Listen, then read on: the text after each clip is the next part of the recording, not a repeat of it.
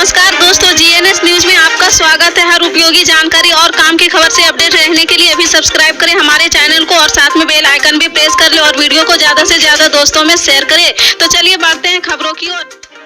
जी हां, आपको बता दें, तृणमूल कांग्रेस ने आगामी लोकसभा चुनाव में अकेले लड़ने का ऐलान किया है। मुख्यमंत्री ममता बनर्जी ने बुधवार को पत्रकारों से बात करते हुए अकेले चुनाव लड़ने की घोषणा की है। इस बीच तृणमूल कांग्रेस सांसद सुदीप बंदोपाध्याय ने कहा कि ममता बनर्जी ने विपक्षी दलों के गठबंधन को Indian national democratic inclusive alliance का नाम दिया था।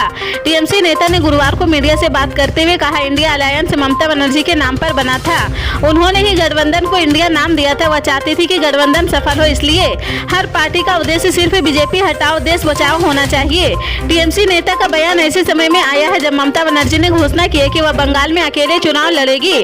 उनकी पार्टी राज्य की सभी 42 लोकसभा सीटों पर चुनाव लड़ेगी। उन्होंने दोहराया कि बंगाल में कांग्रेस के साथ सीट बंटवारे पर कोई बातचीत नहीं हो रही। मुख्यमंत्री ने कहा, हम पश्चिम बंगाल में सीट शेयरिंग को लेकर कांग्रेस के संपर्क में नहीं है। कांग्रेस को अपने दम पर लड़ने दीजिए, हम अपने दम पर लड़ेंगे। जी हां, आपको बता दें, वाराणसी की ज्ञानवापी परिसर में हुए एएसआई सर्वे की रिपोर्ट के लिए हिंदू पक्ष ने कोर्ट में एप्लीकेशन दी है।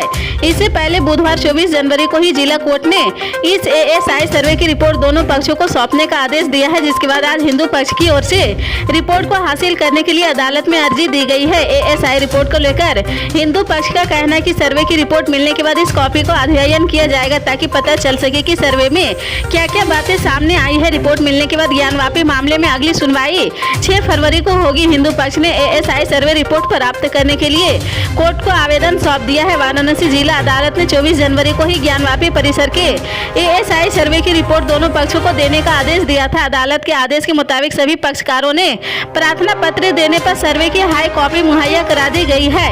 एएसआई की ओर से सर्वे की रिपोर्ट मुहैया कराई जाएगी। इसके लिए उनके वकीलों को कोर्ट में एप्लीकेशन देनी होगी।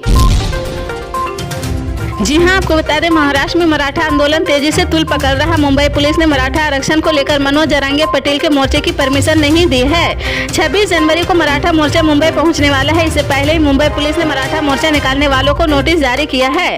पुलिस ने साफ कर दिया कि कानून का पालन न करने पर कार्रवाई की जाएगी। महाराष्ट्र के मुख्यमंत्री एकनाथ शिंदे और जरांगे पटेल के बीच वीडियो कॉन्फ्रेंसिंग के जरिए आज मराठा आरक्षण को लेकर चर्चा होगी।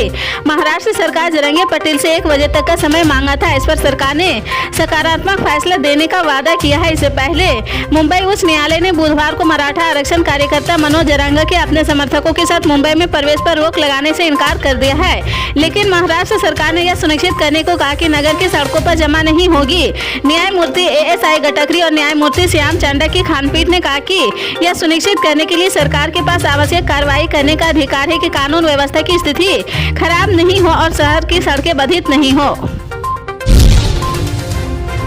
जी हां, आपको बता दें, देश की शासकीय और अशासकीय इमारतों पर शान से लहराने वाला तिरंगा हर देशवासी को एक अलग ही गर्व की अनुभूति कराता है।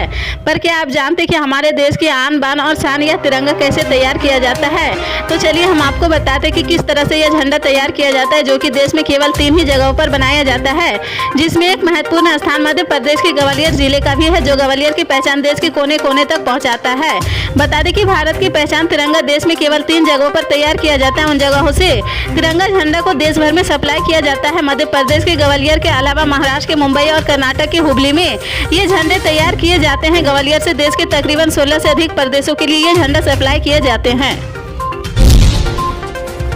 जी हां, आपको बता दें, बीजेपी अब सीएम नीतीश कुमार को अपने कंधे पर ढोने के मूड में नहीं है। यह बात साफ हो चुकी है कि बीजेपी बिहार में अब अपना मुख्यमंत्री बनाना चाहती है। वैसे बिहार की राजनीति फिजा में चर्चा इस बात की है कि मुख्यमंत्री नीतीश कुमार एक बार फिर से पलटने के मूड में दिख रहे हैं। सीएम नीतीश कुमार के पलटने की इच्छा के बावजूद बीजेपी फिलहाल उन्हें अब मुख्यमंत्री बनाने और कंधे पर बैठने के मूड में नजर नहीं आ रही। यह बात बीजेपी के प्रदेश अध्यक्ष सम्राट चौधरी ने एलानिया तौर पर कह दिया है कि कर्पूरी ठाकुर की 100वीं जयंती समारोह के दौरान उन्होंने यह बात साफ कर दी है कि अब बीजेपी बिहार में बहुमत की सरकार बनाना चाहती है।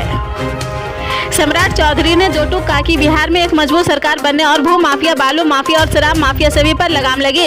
उन्होंने बीजेपी की तरफ से उत्तर प्रदेश के मुख्यमंत्री योगी आदित्यनाथ के तर्ज पर बिहार में भी बुलडोजर वाली सरकार देने का ऐलान किया है। उन्होंने कहा कि बिहार में जितने भी माफिया है, अगर भाजपा की सरकार बने तो ये नेपाल में होंगे या गया में पिंडदान कर रहे होंगे। बीते 10 दिनों के भीतर बिहार की राजनीति में कई ऐसी राजनीतिक घटनाएं हुई है जिससे लग रहा है कि जल्दी सत्ता परिवर्तन देखने को मिल सकता है। जानकार के मानते हैं कि नीतीश कुमार कुछ भी कर सकते हैं। बिहार की राजनीतिक गतिविधियों पर निगाहें रखने वालों का एक मत यह भी है कि नीतीश कुमार बीजेपी की तरफ सॉफ्ट कार्नर बनाए हुए हैं, लेकिन बीजेपी अब उन्हें मुख्यमंत्री बनाने के मूड में नहीं है।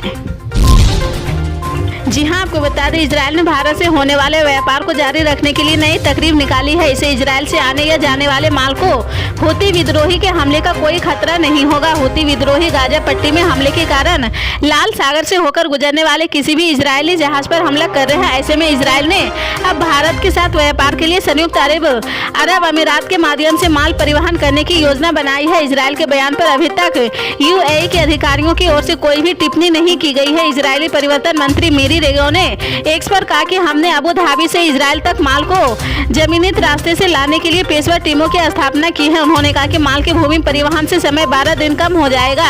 हर हूतियों की हमले की समस्या के कारण मौजूदा प्रतीक्षा समय भी काफी कम हो जाएगा। हम यह करेंगे और हम सफल होंगे। हालांकि मिरी रेगेव ने यह भी बताया कि यूएई से इजराइल तक माल की ढुलाई के लिए कौन से जमीनी रास्ते का इस्तेमाल किया जाएगा और ये किन किन देशों से होकर गुजरेंगे। जी हां, आपको बता दें, भारत और इंग्लैंड के बीच टेस्ट सीरीज का आगाज हो चुका है। सीरीज में कुछ नए चेहरे भी नजर आएंगे, लेकिन घरेलू क्रिकेट में रनों का अंबार लगाने वाले सरफराज खान का इंतजार जारी है। लेकिन सरफराज खान ने इसका तीखा जवाब बोर्ड को बल्ले से दिया है। सरफराज ने इंग्लैंड लायंस के खिलाफ मुकाबले में ताबड़तोड़ सेंचुरी ठोक दी है। सरफराज के साथ आरसीबी की एक धुआंधार बल्लेबाज ने भी फिरंगियों ने तारे दिखा दिए हैं। इंग्लैंड लायंस के मुकाबले में टॉस जीता है और पहले गेंदबाजी करने का फैसला कर लिया है। भारत की तरफ से आकाशदीप ने अपनी गेंदबाजी की धार दिखाई है। उन्होंने 4 बल्लेबाजों को पेवेलियन का रास्ता दिखा दिया है। बेहतरीन गेंदबाजी के चलते इंग्लैंड लायंस की टीम महज 152 रन पर ही सिमट गई है। जवाबी कार्रवाई में भारत ने शानदार शुरुआत की है। कप्तान अभिमन्यु ईश्वरन ने हाफ सेंचुरी ठोकी है, जबकि देवदत्त पडिक्कल ने 105 रन की शतक की पारी को अंजाम दिया है। इसके बाद सरफराज खान ने बल्ले से हल्ला बोल दिया है। अभी सरफराज 138 गेंद में 143 रन की पारी खेलकर क्रीज पर जमे हुए हैं। उन्होंने अपनी पारी में अभी तक 5 छक्के और 15 चौके लगाए हैं। पल पल के अपडेट जानने के लिए जुड़े रहें आप अपने जीएनएस न्यूज चैनल से। मिलते हैं अगली बड़ी खबर के साथ, तब तक के लिए जय हिंद।